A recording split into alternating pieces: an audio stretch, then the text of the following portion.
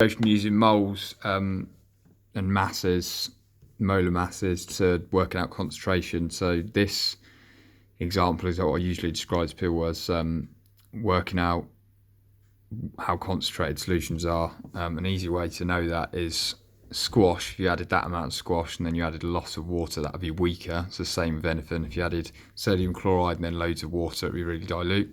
If you add this amount of squash, so too much squash and a small amount of water, that would be really strong. So the same with any solution. The more water that you add, the more dilute it will be. So you're looking at how you actually calculate concentration. There's two ways of doing that. You can do it with moles and you can also do it with mass. So the first example I'll tell you is to do with mass. If you have the mass of a solution and you also have the volume, there's two things to make sure of. The mass is in grams and the volume needs to be in what we call decimeters cubed. And there's 1,000 centimeters cubed in a decimeter cubed. So we'll look at that a bit more in a second.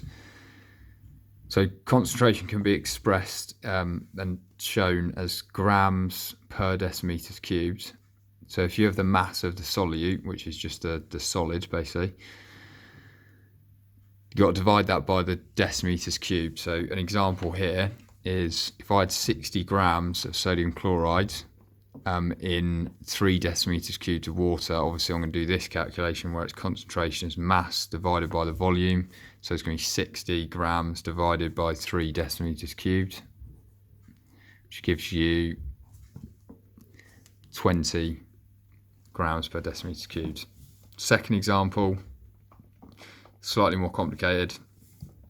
2.6 grams, so that's in the right units, we need it in grams, of sodium carbonate. So that solid dissolved in 900 centimeters cubed of water. So now in this one you need to make sure it's in decimeters cubed, which is 900 divided by 1,000 gives you 0.9 decimeters cubed.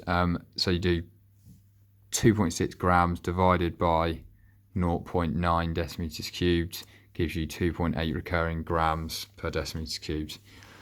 Have a go at the textbook questions. You've got the answer for those as well. So if you check those and then email me any questions you have. Thank you.